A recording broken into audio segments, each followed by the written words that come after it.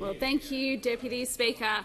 It's been 40 days since the last MPI in this place. Now, the member for Hume could have used that time to reflect on how he could step up to support Australians. But no such luck. We're back, and we're back to those opposite complaining and saying no. Saying no to supporting Australian workers. Saying no to supporting Australian women, like the early childhood educators our government is supporting with a well-deserved, much-needed pay increase. We know that those opposite are against tax cuts for Australian workers. Those opposite are against wage increases for Australian workers. They're against cheaper childcare. They're against fee-free TAFE. They say no because the reality is they're not up to saying yes and doing the hard work of supporting Australians and building our economy. So 40 days and we come back to more of the same. More of the same disappointment, more of the same negativity. Australians know they can't trust the Liberals and the Nationals. They know this because when they look at the member for Hume, they don't see someone who's ready to step up and support Australians. They see someone who cannot be taken seriously. It's almost as if the member for Hume wants higher interest rates and higher inflation, so no one notices he has no policy and no credibility. He's almost cheering on, begging for higher interest rates, because of course that's also his record and the record of those opposite. Of course inflation was higher under those opposite.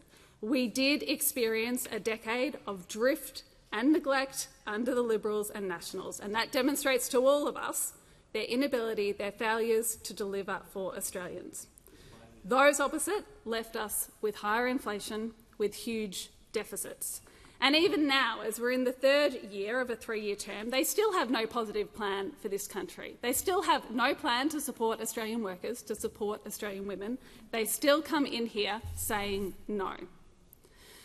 Deputy Speaker, we can see how much worse Australians' lives would be if the Leader of the Opposition was in charge. And we can see that because he tells us higher power prices. His nuclear frolic would cost $600 billion to produce just 4% of Australia's energy by 2050.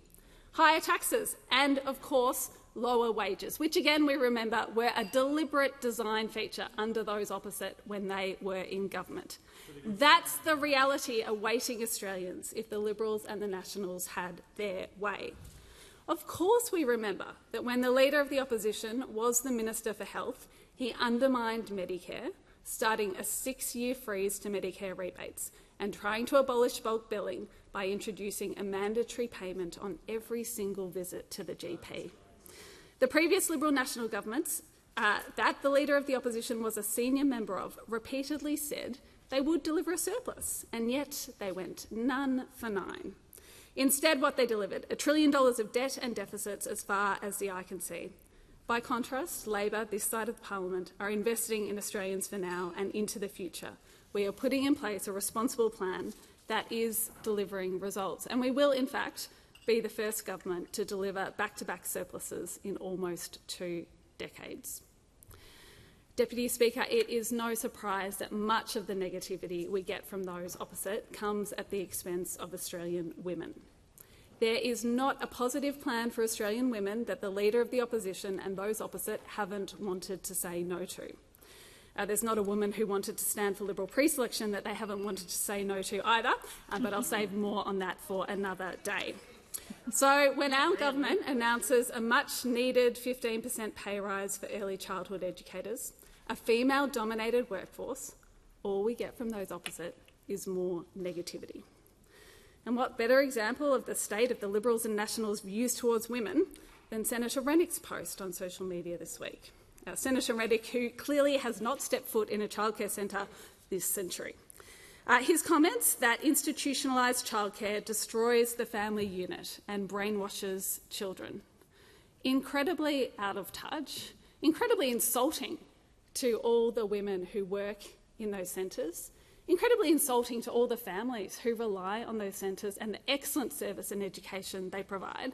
Downright dangerous views from a senator who was, of course, personally backed by the Leader of the Opposition to have his place. that a member of the opposition reacts in this way to women being paid fairly for critical work they do, that he reacts by shouting about a so-called woke mind virus, tells everything Australians need to know about those opposites' views towards women. And I do note that those views of Senator Rennick still have not been denounced by the Leader of the Opposition. I do look forward to him telling Australian women that he does not share those terrible views. Deputy Speaker, this pay rise is important. It is, as Lisa, an early childhood educator of over 20 years, said, a monumental moment. It is life-changing for workers, for the kids and the families that rely on early childhood education in those crucial early years. Sia, an early childhood educator in my home state of Victoria, said, "Instead of searching for a second job, this pay increase will help me now pay rent and put food on my table." And Karen, an early educator in Queensland, said those that work 2 and 3 jobs just to make ends meet will be able to spend more time with their families. So in delivering this reform, our government is keeping prices down for Australian families while delivering for Australian women and Australian workers. It is good for Australian workers, it is good for Australian families, and in fact it is good for all of us, because what we are also doing is setting up the next generation with the best possible start in life. And I get the privilege of seeing this firsthand in my own life when my 3-year-old comes home, sharing with me the letters and numbers he's learnt at his early education centre that day, but also sharing the friendships he's making, the way he's learning to navigate the world. I've also had the experience of what it looks like when we don't back this vital sector. Like so many Australian parents, I've received that text message you get saying your centre is down on staff members, they're over ratio, you need to come and pick your kids up today. So we do need to support this sector, we do need to support the vital staff to continue to work to make sure that the sector thrives into the future. And I get to see firsthand how hard the educators who support my son, the educators at centres right across my electorate from Ivanhoe to Eltham, work to support Australian children. The skills, the training and the dedication they bring to setting our next generation up for the best possible future. Good for early education workers, good for Australian women, good for Australians. And everyone has backed it, everyone except those opposite. Now, we do know, of course, that it is not just negative words that are on the agenda of those opposite. They also have cuts on their agenda. What a surprise. That the Leader of the Opposition would look to borrow from the playbook of previous leaders, such as Tony Abbott. That he would consider cuts to basic support payments for the elderly, or wage cuts, as I said, keeping wages low was a design feature under the previous government. When people are already under pressure, this is not just financially irresponsible, it is callous and cruel.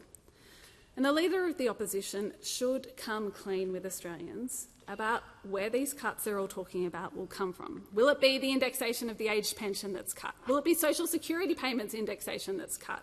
Where are the cuts going to be? Again, we do remember that when the Leader of the Opposition was the Health Minister in a former government, we saw savage cuts to Medicare. We saw the track record that he brought to government, the attitude he brought to supporting Australians, and we can only worry about what that means if he has the chance to be in charge. Deputy Speaker, our government is focused on supporting Australians with the cost of living. We do know that the pressures are very real at the moment, and that is why we are delivering relief. Every Australian taxpayer getting a tax cut, not just some. Our $300 energy bill relief flowing to every household, and 2.6 million low-paid workers getting their 3rd consecutive pay rise backed by this government. Inflation is still higher than we'd like, but it is less than half its peak, and it is much lower than what we inherited from those opposite. At the time of the last election, inflation had a 6 in front of it, now it's got a 3 in front of it. Underlying inflation has moderated and the momentum of inflationary pressures is downwards. Our budget strategy is supporting Australians. We will continue to do the work to support Australian workers, to support Australian women, to build the future this country needs, while all those opposite can do is say no.